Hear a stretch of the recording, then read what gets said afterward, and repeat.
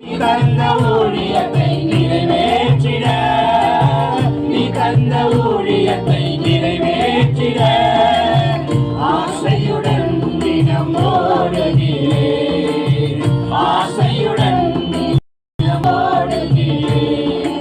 நான் வாழ்வது உமக்காக, உமது ஊழியம் செய்வதற்காக. சொல்லலாம், நான் வாழ்வது உமக்காக, உமது ஊழியம் செய்வதற்காக.